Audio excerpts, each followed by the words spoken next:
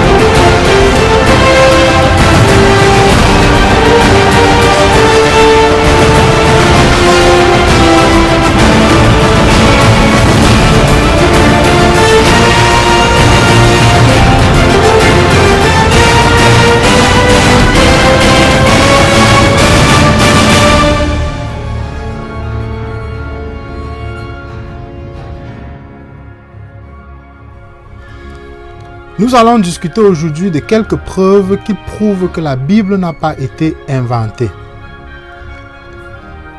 La première preuve est le palais égyptien de Joseph qui a été trouvé en 2018.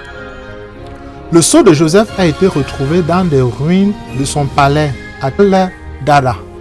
Le palais de Joseph, situé à Gosem, a été bâti sur les ruines de la maison de son père Jacob. Sur place, un sceau a été retrouvé. Il porte chacun des symboles attribués à Jacob lors de la bénédiction de ses fils et est la première preuve archéologique indirecte de la vie des 12 pères fondateurs des tribus d'Israël. La deuxième découverte est une petite masse utilisée dans le premier temple pour peser l'offrande et elle a été découverte aussi à Jérusalem. Cette petite masse, portant une inscription hébraïque, servait à peser l'offrande d'un demi-cycle apporté au temple pendant la période du premier temple. Elle a été trouvée à proximité du mur des lamentations. Selon Doro Spearman, vice-président de la fondation Cité de David, cette découverte est fondamentale en ce qu'elle ancre de nouveau le lien historique profond entre le peuple juif et Jérusalem. La troisième découverte est la tablette de plomb gravée d'inscriptions Yahweh. Il pourrait s'agir du plus ancien texte hébreu mis au jour avec la présence du nom du Dieu en hébreu Yahweh. Cette découverte archéologique en Israël conforterait le texte biblique. La tablette de plomb gravée d'inscriptions mise au jour en 2019 sur le mont Elba en Samarie pourrait devenir la découverte archéologique la plus importante de l'histoire. Des archéologues disent en effet l'avoir déchiffrée et datée. Elle remonterait à la fin de l'âge de bronze, soit environ 1200 ans avant Jésus-Christ. Dans cette conférence de presse tenue au Texas le 24 mars 2019, Scott Stripley, directeur de fouilles pour l'organisation d'archéologie biblique Associated for Biblical Research, indique que la tablette affiche 40 lettres d'inscription en hébreu. Celle-ci ferait référence aux événements de Deutéronome chapitre 27 et Josué 8. Pour le successeur de Moïse, lit la loi au peuple d'Israël après une bataille, en commençant par les malédictions en cas d'idolâtre, d'abus ou de xénophobie. Le mont Éba y est décrit comme la montagne où ceux qui ont enfreint la loi de Dieu sont maudits. La quatrième découverte est un manuscrit biblique vieux de 2000 ans, découvert dans le désert. Le morceau du manuscrit, rédigé en grec, ont permis, selon les chercheurs israéliens, de reconstituer des passages des livres de Zacharie et de Nahum, issus du livre des 12 petits prophètes de la Bible. Ils ont été retrouvés lors des fouilles dans une caverne à flanc de falaise dans la réserve naturelle de Nahal River, dans le cadre d'une opération nationale qui vise à lutter contre le pillage du patrimoine. Pour mener à bien cette opération qui s'est étendue jusqu'à partir du désert de Judée, situé en Cisjordanie, territoire occupé par Israël depuis 1967, l'association a mis à disposition des archéologues, des drones et du matériel de montagne, notamment des codes pour descendre en rappel. Outre les morceaux de parchemin, l'opération a mis à jour des pièces rares remontant à la révolte juive de Bar Kokhba contre les Romains en l'an 132, entre 132 et 136 après Jésus-Christ. Mais aussi un squelette d'enfant momifié vieux de 6000 ans et drapé dans un tissu a aussi été retrouvé lors de cette fouille. La cinquième preuve archéologique découverte est la révolte des Maccabées. La preuve d'un moment essentiel de l'histoire du peuple juif.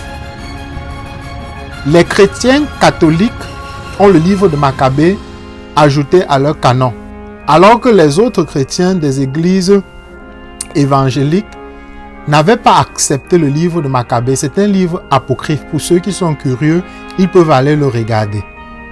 Ils peuvent aller le lire, pardon. Cette preuve est un moment essentiel de l'histoire du peuple juif et a été découverte dans le désert de Judée. Une rare boîte en bois contenant un petit trésor de 15 pièces d'argent datée des jours précédant la révolte de Maccabée. La boîte a été cachée dans la grotte de Mouraba il y a environ 2200 ans et elle a été découverte lors de fouilles effectuées sur la place en mai 2022. Le trésor de pièces de monnaie a depuis fait l'objet de recherches et sera exposé au public pendant Hanouka au musée des Hashmonaïm dans le cadre de la semaine du patrimoine israélien qui se déroule pendant la fête des Lumières. Les fouilles ont effectué dans la grotte de Mouraba entre mars et mai 2022 dans le cadre d'un projet dans le désert de Judée, dirigé par l'autorité des antiquités d'Israël et le bureau archéologique de l'administration militaire de Judée-Samarie en coopération avec le ministère de Jérusalem et du patrimoine. Parmi les nombreuses découvertes, la boîte en bois a été découverte dans une fissure de la grotte. Lorsque le couvercle a été retiré, il s'est avéré que la partie supérieure de la boîte était pleine de terre tassée et de petites pierres.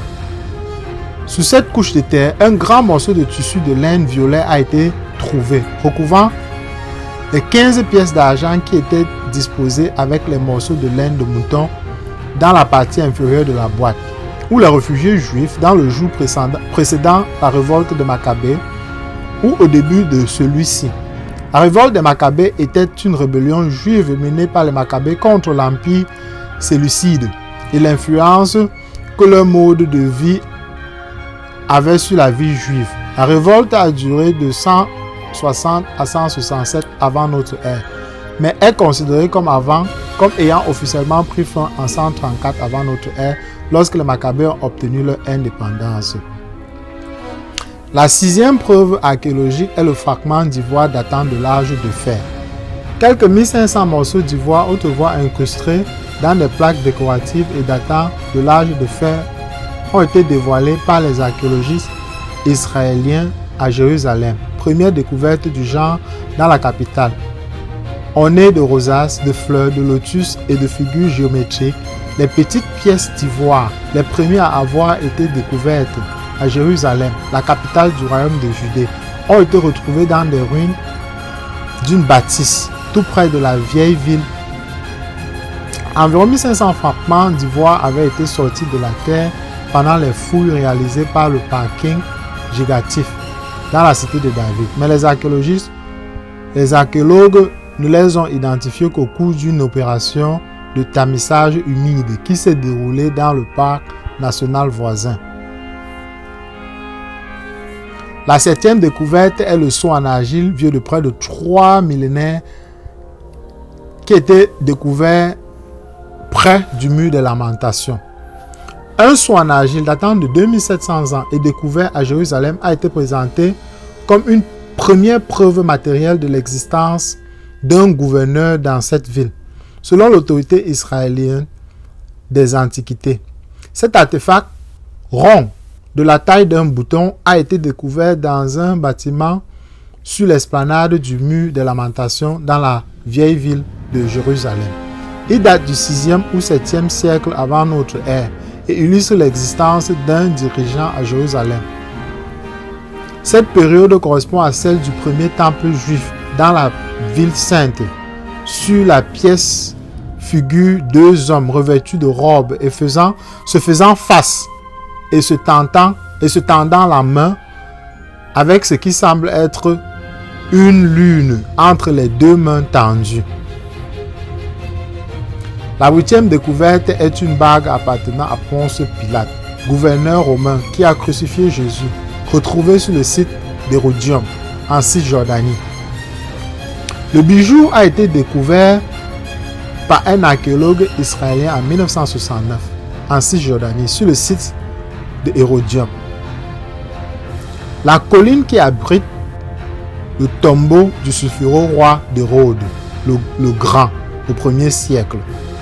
La bague à sceaux en question, qui permettait de cacheter documents et lettres, attendait patiemment depuis un demi-siècle de connaître son propriétaire. Les archéologues et épigraphites ont fini après nettoyage par déchiffrer, grâce à un appareil photographique à très haute résolution, la mystérieuse inscription. Un cratère, récipient utilisé pour le vin, y est flanqué de lettres grecques composant le nom de Pilate. La 9e découverte est une découverte archéologique qui confirme que le roi David a réellement existé. D'après la Bible, le roi David a vécu au 6e siècle avant notre ère et ses descendants ont régné pendant des siècles. Mais certains critiques prétendent que David est un personnage fictif, une légende populaire inventée bien plus tard. Alors qu'en est-il? Le roi David a-t-il réellement existé? En 1993, l'archéologue Brigham et son équipe ont découvert à Tel Dan, dans le nord d'Israël, un fragment de pierre portant une inscription qui contenait l'expression « Maison de David ». L'inscription, dans une écriture sémitique ancienne, date du 9e siècle avant notre ère. Ce fragment de pierre provient sans doute d'un monument construit par les Araméens pour se vanter de leur victoire sur les Israéliens ou les Israélites. Un article de Bible History Daily déclare l'inscription Maison de David a ses détracteurs. Toutefois, la plupart des biblistes et des archéologues ont reconnu volontiers que la stèle de Tel Dan avait fourni la première preuve concrète que le roi David, dont parle la Bible, est un personnage historique. Elle est donc une des plus importantes découvertes de l'archéologie biblique publiée dans la revue Biblical Archaeologist Review. La 10e et dernière preuve archéologique, même si on pourrait ajouter de nombreuses, mais je vais m'arrêter à la 10e, est la tablette mentionnant Nebro-Sarseking. Qui était Nebro-Sarseking? Il était mentionné dans le livre de Jérémie au chapitre 39. Tous les chefs du roi de Babylone s'avancèrent et occupèrent la porte du milieu. Négal, Charisser, Samgar, Nebro, Sarseking, chef des eunuques, Naga, Sarster, chef des mages, et tous les autres chefs du roi de Babylone. Sur la tablette, il est écrit année 7, c'est environ 597 avant Jésus-Christ. Achillev, le roi de Babylone, qui était Nebuchadnezzar à l'époque, appela son armée et marcha vers Atsur, qui est l'ouest. Il établit son camp contre la ville de Juda et le deuxième Adar, le 16 mars. Il prit la ville et captura le roi. Le roi de l'époque était le roi Joachim, dont il fait mention dans le livre de Jérémie. Il nomma un roi de son choix, reçut un lourd tribut et retourna à Babylone. Dans les amis, vous pouvez constater que il existe des preuves archéologiques qui prouvent réellement que la Bible n'est pas un livre fictif. Même si beaucoup de personnes pensent que la Bible est inventée, inspirée de traditions égyptienne, il y en a énormément de mythes et de non-sens qui circulent pour combattre la Bible. Mais la Bible est un livre inspiré par Dieu. Et si vous n'êtes pas d'accord, j'ai ajouté 2 bonus des prophéties bibliques. On peut voir que Ésaïe était la première personne à avoir dit que la terre était ronde. On peut le lire dans Ésaïe chapitre 40 verset 22. Version 8 secondes. Ésaïe dit, c'est lui qui est assis au-dessus du cercle de la terre, et ceux qui l'habitent sont comme des sauterelles. Il étend les cieux comme une étoffe légère. Il déploie comme une tente pour en faire sa demeure. Donc vous voyez bien que quand il dit c'est lui qui est assis au-dessus du cercle de la terre, il fait mention au fait que la terre est ronde. C'est environ, Ésaïe a vécu environ moins 732 avant notre ère. Et la première personne à démontrer que la terre était ronde, c'était Pythagore. Donc quasiment 150 ans plus tard, avant que Pythagore est venu démontrer que la terre est ronde et Platon plus tard. Si vous n'êtes toujours pas d'accord, la dernière prophétie que je peux utiliser, il y en a des centaines, voire des milliers de prophéties dans la Bible qui ont déjà été accomplies. Mais j'ai choisi cette prophétie de Daniel. La prophétie de Daniel, c'était une prophétie qui annonçait la venue du Christ et la destruction du temple de Jérusalem. Si vous lisez Daniel chapitre 9, verset 26, version 8 secondes, il est écrit qu'après les 62 semaines, un oint sera retranché et il n'aura pas de successeur. On parle bien de Jésus, il n'y aura plus de prophète qui viendra après Jésus. Le peuple d'un chef qui viendra détruira la ville et le sentier, et sa fin arrivera comme une inondation. Quand on dit détruira la ville, ça c'est la prophétie qui annonce que la ville de Jérusalem devait être détruite, et elle a effectivement été détruite en l'an 70 après Jésus-Christ. On dit il est arrêté que des dévastations dureront jusqu'au terme de la guerre. Donc les amis, si après ces 12 faits, 10 faits archéologiques et 2 prophéties dans la Bible, vous n'êtes toujours pas d'accord, la prochaine vidéo, nous allons discuter, nous allons essayer de comprendre cette prophétie de Daniel. Alors, n'oubliez pas de vous abonner, de partager la chaîne pour que nous puissions continuer à agrandir notre communauté. La prochaine vidéo, je répète, sera sur cette prophétie de Daniel et nous allons essayer de comprendre la prophétie et démontrer que cette prophétie était véridique. Et il n'y en a qu'un seul Dieu qui prend le risque de prédire l'avenir et c'est Yahweh. Donc, à plus tard.